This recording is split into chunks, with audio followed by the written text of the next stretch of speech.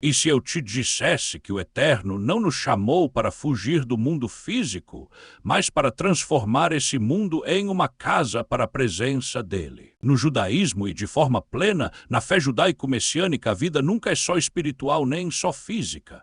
Somos colocados pelo Eterno exatamente no meio desses dois mundos, recebendo sabedoria do alto para aplicar aqui embaixo, no chão da vida, nas escolhas, emoções e relacionamentos do dia a dia. A própria Torá já começa revelando esse propósito quando se abre com a letra Beit em Bereshet, apontando para a ideia de casa e de brahá, de bênção, mostrando o desejo de Deus de ter uma morada no mundo físico, dentro da nossa realidade concreta.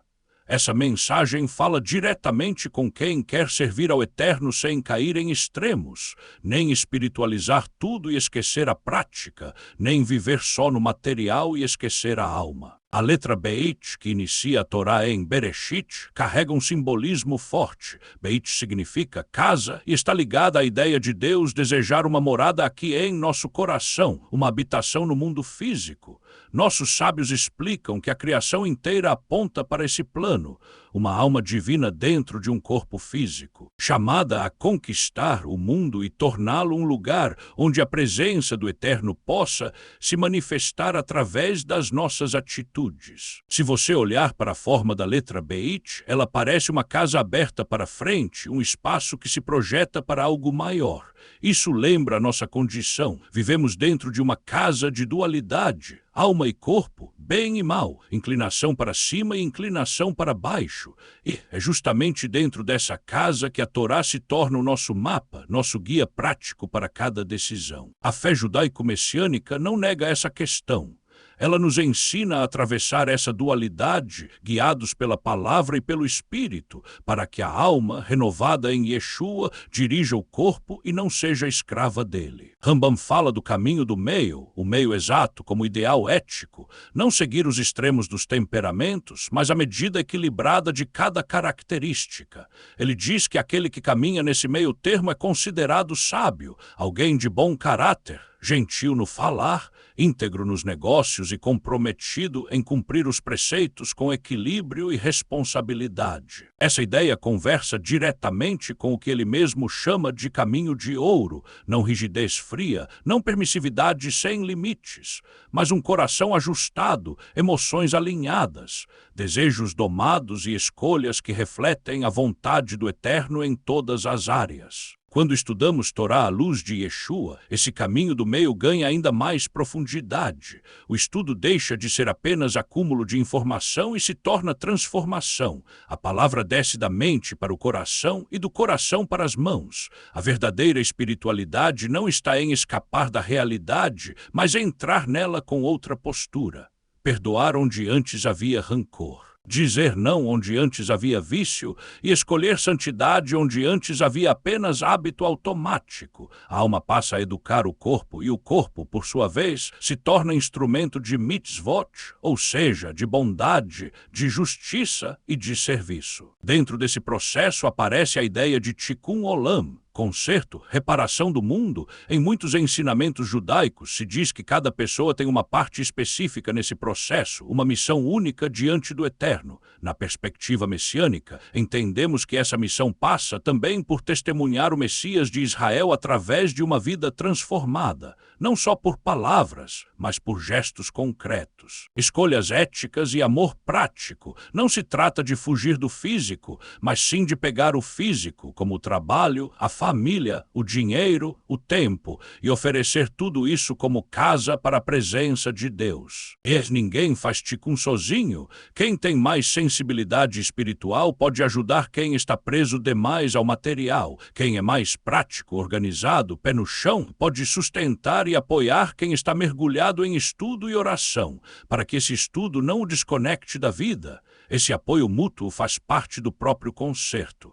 Um completa o outro. E juntos aproximamos o mundo do modelo do reino que o Eterno planejou. É como se cada um fosse uma parede, uma coluna ou uma janela dessa casa maior que Deus quer habitar. Essa ponte entre espiritual e físico também aparece simbolicamente na letra Vav. Na tradição, Vav é vista como um gancho, um traço vertical que conecta céu e terra, invisível e visível. espiritual e material. Em hebraico é a letra que muitas vezes significa o nosso ligando uma coisa a outra, funcionando como um elo que une realidades diferentes em uma mesma frase, em uma mesma história. Isso nos lembra que a verdadeira conexão com o espiritual não fica só nas palavras bonitas, mas passa pela forma como agimos, reagimos e servimos aqui, no mundo físico. Repare como isso é prático. A oração se conecta com a forma como você trata sua família, o estudo da Paraxá se conecta com a ética no trabalho, o louvor se conecta com a forma como você lida com dinheiro, com pureza e com justiça. É como se cada mitzvah feita com intenção verdadeira fosse um vav espiritual ligando o céu à terra, trazendo algo da realidade futura, o mundo vindouro, para o presente. Na vida judaico-messiânica, essa conexão se cumpre de forma plena em Yeshua, que é visto como essa ponte viva entre o eterno e a humanidade,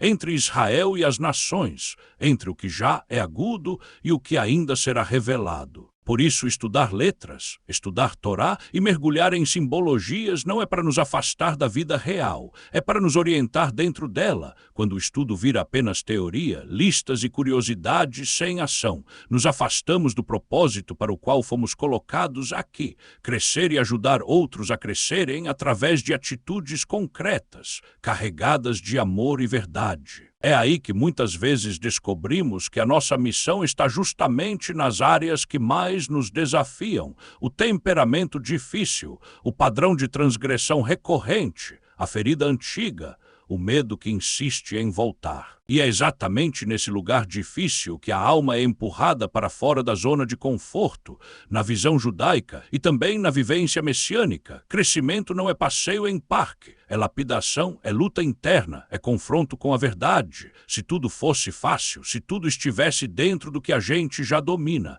não seria transformação, seria apenas entretenimento espiritual. Muita emoção, mas pouca mudança. O Eterno, em sua misericórdia, nos leva a processos em que precisamos escolher, seguir o impulso do corpo ou ouvir o chamado da alma, reagir em carne ou responder em espírito, repetir padrões antigos ou caminhar em novidade de vida. Para enfrentar esse processo, precisamos de raízes profundas, como uma árvore que só cresce alta e dá sombra se tem raízes firmes. A nossa vida espiritual também precisa estar enraizada na Torá, na oração, nas mitzvot e em uma compreensão equilibrada do mundo à luz do Messias.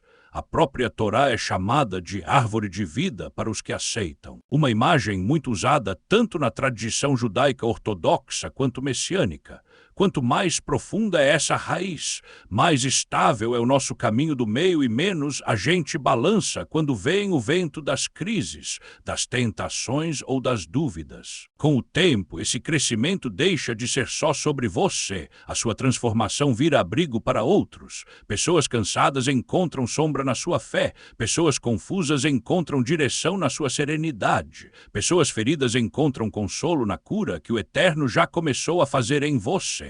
Assim, a própria jornada de Tikkun dentro da sua alma se torna parte da retificação do mundo. Sua casa, sua rotina, suas relações passam a carregar sinais do reino, antecipando, ainda que de forma imperfeita, o mundo vindouro que o Eterno prometeu restaurar plenamente em Yeshua. Viver entre o espiritual e o físico não é um problema a ser resolvido. É justamente o palco onde o plano do Eterno se revela na nossa vida. Beit nos lembra que Deus deseja uma casa aqui entre nós. Vav nos lembra que Ele mesmo provê a conexão entre o céu e a terra, e a Torá, iluminada pelo Messias, nos mostra o caminho do meio, o equilíbrio sábio em cada passo. Quando aceitamos esse chamado, nossa história deixa de ser uma fuga e se torna um processo de transformação do mundo, começando de dentro para fora, até que cada área da nossa vida se torne, pouco a pouco, um espaço onde a presença do Eterno se sente em casa.